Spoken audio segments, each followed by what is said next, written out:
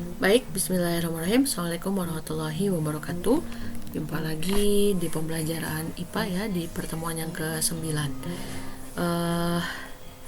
Mudah-mudahan pada kesempatan kali ini kita berada dalam keadaan sehat walafiat sehingga kita dapat beraktivitas sebagaimana biasanya. Amin. Baik, di kesempatan kali ini kita akan lanjutkan pekerjaan kita. Kita akan lanjutkan pembahasan kita pada persilangan dihibrid dengan dua sifat beda. Kalau kemarin kita sudah membahas mengenai persilangan monohibrid ya, persilangan satu sifat beda yang dilakukan oleh Gregor Mendel. Nah, sekarang kita akan bahas persilangan dihibrid atau persilangan dengan dua sifat beda. Ya, nah setelah melakukan persilangan pada bunga kapri yang berwarna ungu dan putih, ya, selanjutnya Mendel mengawinkan dua kacang kapri yang memiliki dua sifat yang berbeda. Nah, makanya pada pembahasan kali ini kita sebut dengan persilangan dihibrid dua sifat beda. Nah, salah satu kacang kapri berbiji bulat dan berwarna kuning. Kalau sebelumnya kita hanya membedakan warnanya saja, yang satu ungu, yang satu berwarna putih ya. Nah, sekarang ada dua sifatnya. Yang pertama warna dan yang kedua adalah bentuk bijinya. Jadi biji bulat warna kuning. Nah, satu lagi disilangkan dengan berbiji kisut berwarna hijau. Nah, berdasarkan pengamatan yang dilakukan, Mendel menetapkan genotip untuk kacang kapri biji bulat dan kuning dengan genotip B besar, K besar atau sifat dominan. Sedangkan yang berbiji kisut dan hijau dengan genotipe B kecil, K kecil atau sifatnya resesif. Oke. Kemudian sebelum kita mempelajari persilangan dihibrid, kita menentukan gametnya terlebih dahulu ya. Bulat kuning dilambangkan dengan G, B besar, K besar sifatnya dominan. Kisut dilambangkan dengan B kecil, K kecil ya. Kemudian kita belajar untuk menentukan gametnya. Oke. Misalnya nih ya, ini kan tadi gametnya genotipnya adalah B besar, K besar. Kalau kita tentukan gametnya, B yang ini kita silangkan dengan K yang ini, maka didapatkan B besar, K besar. B yang ini disilangkan dengan K yang ini, jadi B besar, K besar juga. Yang ketiga B ini dengan K ini, yang keempat B ini dengan K ini, sehingga dari gamet dari genotip B besar, K besar dihasilkan gamet B besar, K besar. Ada 4 B besar, K besar. Oke, selanjutnya. Nah ini untuk genotip homozigot resesif ya. B kecil. Gen B kecil untuk gen keriput, sedangkan gen K kecil untuk pengode warna hijau. B kecil, K kecil seperti tadi.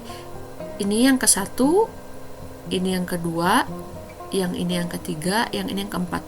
Maka dari genotip B kecil, K kecil kita akan dapatkan jenis gamet B kecil, K kecil. Ada 4 juga ya. Nah, sekarang ada genotip yang heterozigot, misalnya B besar, B kecil, K besar, K kecil. Nah, ini fenotipnya bulat kuning ya, bulat kuning. Nah, tetapi karena dia juga punya gen B kecil dan gen K kecil, maka jenis gamet yang dihasilkannya yang pertama B besar, K besar, kemudian yang kedua adalah B besar, K kecil, yang ketiga adalah B kecil, K besar, dan yang keempat adalah B kecil, K kecil. Nah, kalau dia heterozigot, maka gamet yang dihasilkannya ada 4 dan berbeda-beda. B besar, K besar, B besar, K kecil, B kecil, K besar, dan B kecil, K kecil. Oke, kita lanjutkan. Misalnya, ini persilangan Mendel ya. Mendel menyilangkan antara parental yang pertama nih, dia bulat kuning, homozigot atau kita sebut B besar, K besar disilangkan dengan keriput hijau, kisut hijau atau keriput hijau Ya, genotipnya B kecil, K kecil, K kecil. Kita tahu tadi untuk B besar, K besar, gametnya adalah B besar, K besar, ada 4. Sedangkan kecil semuanya adalah B kecil, K kecil. Maka filial 1 atau keturunan pertamanya keseluruhannya memiliki fenotip bulat kuning dengan genotip B besar, K kecil, B besar, B kecil, K besar, K kecil, heterozigot. Maka keturunan pertama pada persilangan dihibrid memiliki keseluruhan genotip B besar, B kecil, K besar, K kecil, dan keseluruhan fenotip bulat kuning heterozigot. Oke, kita lanjutkan ya. Jika sesama F1 tadi disilangkan, B besar, B kecil, K besar, K kecil disilangkan, bulat kuning ya, semuanya bulat kuning tapi heterozigot, dia disilangkan. Maka kita harus buat dulu tabel punetnya. Ini adalah tabel punet namanya untuk memudahkan kita menyilangkan ya. Tadi kita tahu B besar, B kecil, K besar, K kecil itu punya gamet B besar, K besar bulat kuning, B kecil, K besar ya, kisut atau keriput kuning, kemudian B besar, K kecil bulat hijau, kemudian B kecil, K kecil atau keriput hijau. Ini yang jantannya, yang betinanya juga sama ya, nih. Ketika disilangkan maka kita akan dapatkan 16 macam ya genotip. Yang pertama adalah B besar, K besar, K besar, B besar, B kecil, K besar, B besar, B kecil, K besar, K kecil. Nah, yang ini ya kita bisa lihat sendiri dalam tabel punetnya. Nah, dari persilangan ini kita bisa menentukan filial kedua atau keturunan keduanya memiliki fenotip 9 yang bulat kuning 1, 2, 3, 4, 5, 6, 7, 8, 9 bulat kuning, kemudian 3 yang bulat hijau ya, kemudian 3 yang keriput kuning dan 1 yang keriput hijau. Bulat kuning itu genotipnya? Bulat kuning itu harus ada B besar, pasangannya boleh besar atau kecil. Kuning harus ada K besar, pasangannya boleh K kecil ya, boleh juga K besar. Jadi B besar strip, K besar strip, ini untuk yang bulat kuning. Sedangkan untuk yang bulat hijau, bulat berarti harus ada B besar, temannya bebas. Hijau berarti tidak boleh ada K besar, semuanya harus K kecil.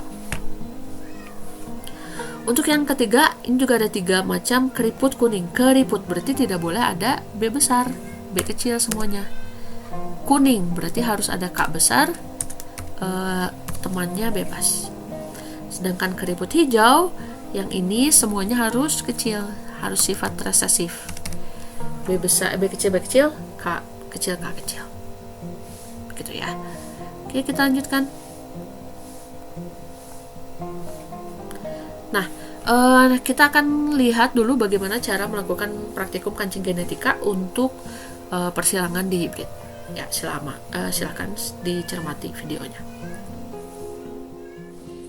Oke, kali ini kita akan melakukan percobaan kancing genetika dengan persilangan dihibrid. Kalau kemarin monohibrid, artinya satu sifat beda. Kali ini kita akan melakukan yang dihibrid, artinya 2 sifat beda. Karena sifat yang berbedanya ada 2, maka kita memerlukan dua warna kancing, 2 paket warna kancing yang berbeda. Ada merah dan putih sebagai sifat yang kedua, ada juga hijau dan kuning sebagai sifat yang pertama. Gitu ya. Untuk hijau itu untuk sifat bulat. Kemudian untuk warna kuning itu untuk sifat kisut.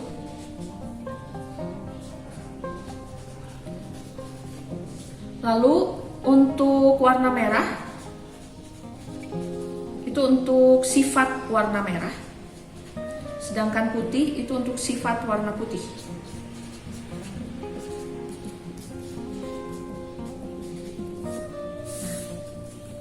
Jadi yang dominannya itu ada yang bulat warna hijau, ibu berikan warna H besar, sedangkan yang kisut itu H kecil, yang merah berwarna merah itu M besar, dan yang berwarna putih itu M kecil.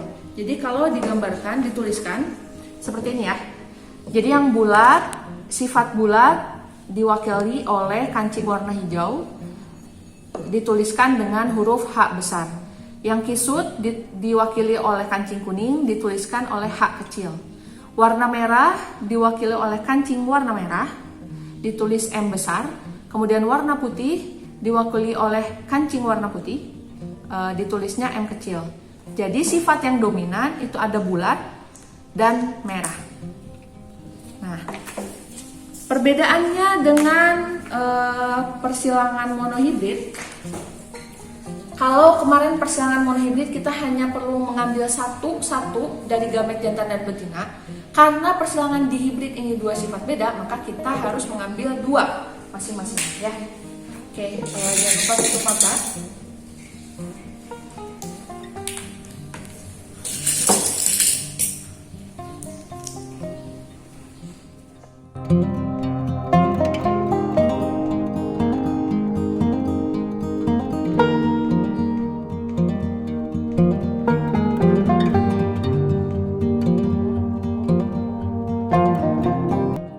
Setelah kita pasangkan kancing-kancing genetika sampai habis, sudah habis ya. Kita amankan dulu.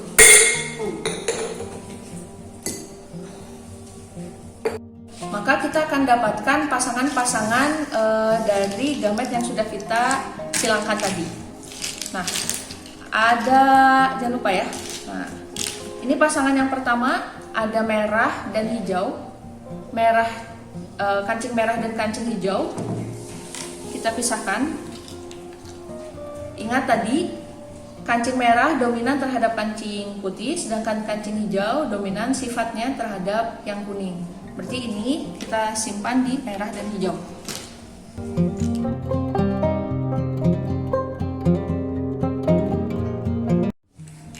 Yang kedua, ada kuning dan merah. Kita pisahkan.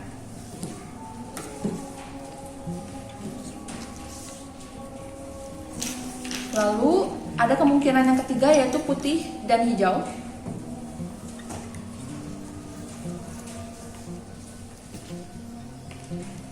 Dan yang terakhir kuning dan putih. Sekarang kita hitung.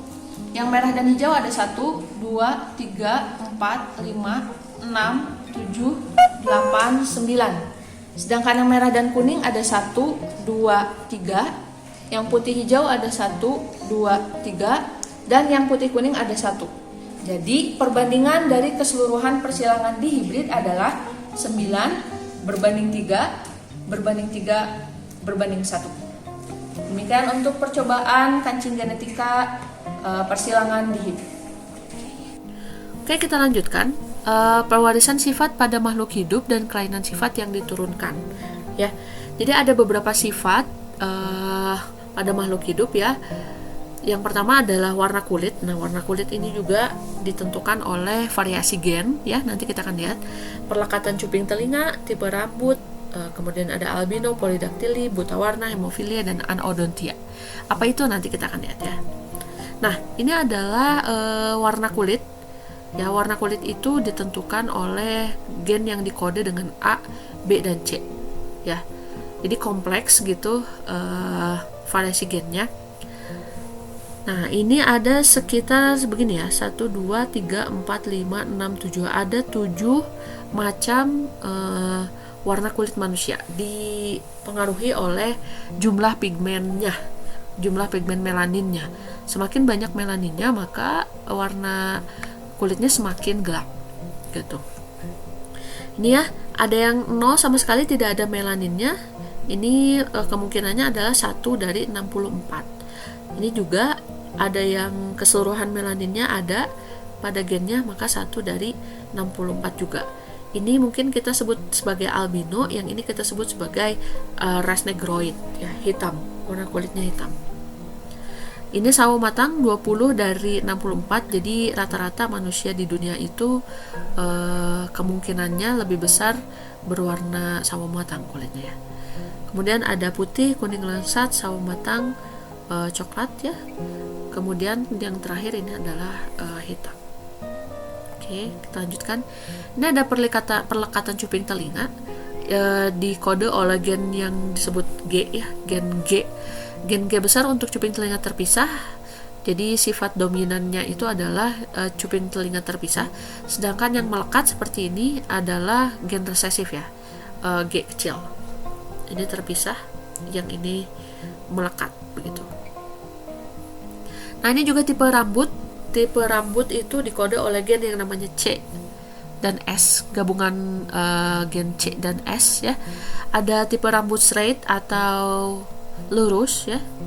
C itu dominan mengkode rambut keriting dan S itu resesif mengkode rambut lurus. Jadi kalau rambutnya lurus itu berarti gennya S kecil ya. Sedangkan kalau ada wavy itu berarti ya ada campuran dari C dan S-nya. Sedangkan yang curly dan quilly, yang keriting dan keribo itu adalah gabungan dari gen C besar gitu ya. Oke, kita lanjutkan. Nah, ini adalah penyakit turunan genetik ya. Ada dua macam, ada yang terikat autosom atau kromosom tubuh dan yang terikat gonosom atau kromosom seks. Yang kromosom tubuh ada yang sifat gennya dominan baru dia muncul penyakitnya atau kelainannya. Ada juga yang sifat gennya resesif. Yang sifat gen dominan itu ada polidaktil. Apa itu polidaktil? Polidaktil itu jumlah jari yang lebih dari 5. Nanti kita akan lihat gambarnya ya. Lalu ada sindaktil. Sindaktil atau sindaktili itu seperti ini apa? Sindaktil itu menempel ya. Jadi si jarinya itu menempel. Nanti kita akan lihat. Ada Huntington ya, kelainan hormon. Kemudian juga ada thalassemia. Thalassemia itu adalah produksi sel darah merah yang lebih sedikit dari jumlah normal. Itu semuanya adalah sifat gen dominan. Sedangkan yang sifat gen resesif itu ada albino. Albino itu ketiadaan pigmen melanin ya. Kemudian ada phenylketonuria. Ini kekurangan phenylketon ya.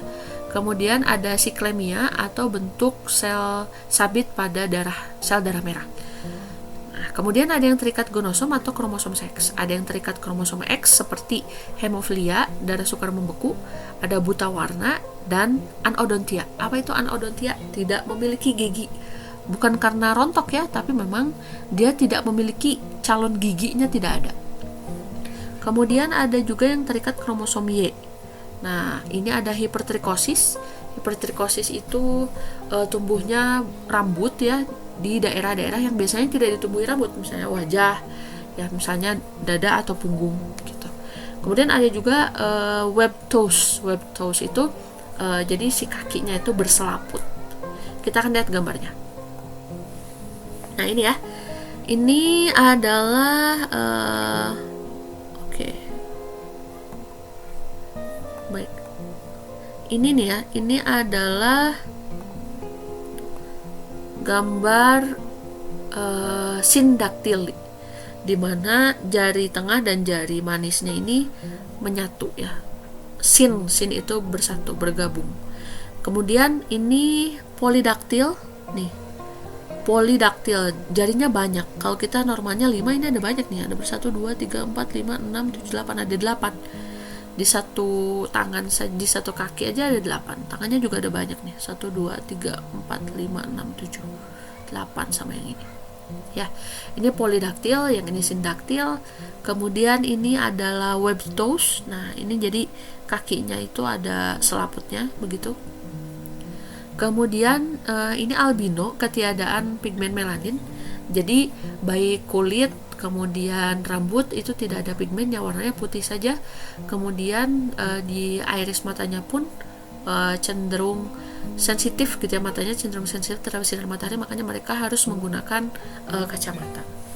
Kemudian ini, nah ini hipertrikosis ya. Ini hipertrikosis di mana biasanya rambut itu tidak tumbuh gitu di wajah, tapi ini banyak sekali tumbuh di wajah dan bagian yang lainnya. Lalu ini ada siklemia. Siklemia itu adalah bentuk sel darah merah yang seperti sabit. Tentu saja kalau bentuknya seperti sabit kan dia kemampuan untuk menyerap oksigennya juga berkurang ya. Ini anodontia ya, ini anodontia, tidak ada gigi sama sekali. Nah, ini buta warna. Ayo coba dites. Siapa yang bisa? Ini angka berapa? Ini angka berapa?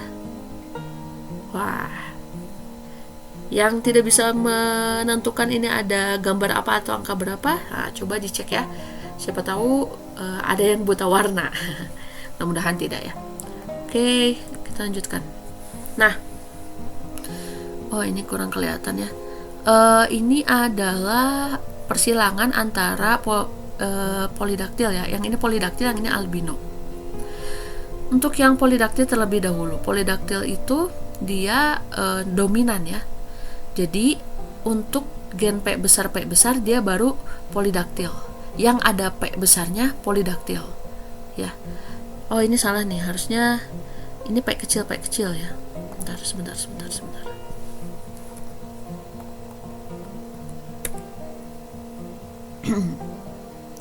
Oke, kita lanjutkan dulu. Tadi mana? Nah, ini harusnya P kecil ya, normalnya.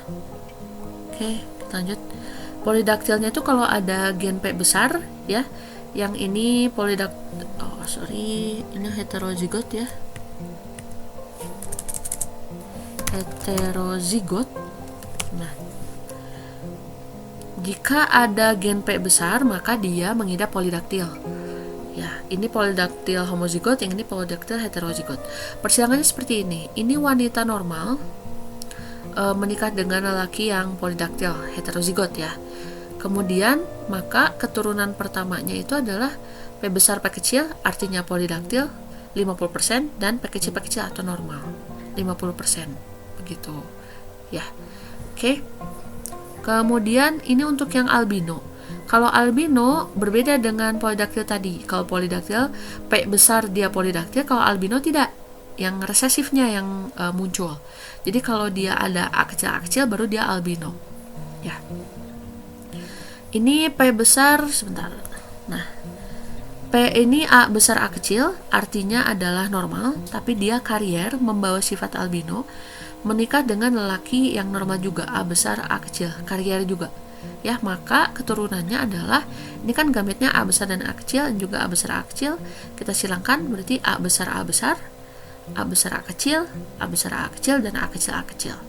Artinya keturunannya 3 berbanding 1, normal berbanding albinonya. Ya, 75% normal, 25% albino. Begitu. Oke, kita lanjutkan. Ini adalah hemofilia ya. Hemofilia dan hipertrikosis adalah penyakit terpaut seks. Yang hemofilia ini terpaut kromosom X, sedangkan hipertrikosis ini terpaut kromosom Y. Jadi fenotipnya yang normal itu perempuan normal XX, perempuan karier hemofili XX, tapi ada gen HP-nya hemofilia. Kemudian untuk yang X dan Y saja ini normal.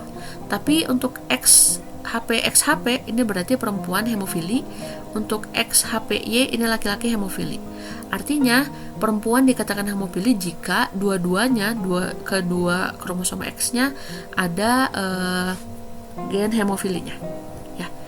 Kalau disilangkan misalnya perempuan normal X dan XH dengan laki-laki normal XY, maka keturunannya adalah perempuan normal dengan karier hemofilia, laki-laki normal dan laki-laki hemofilia.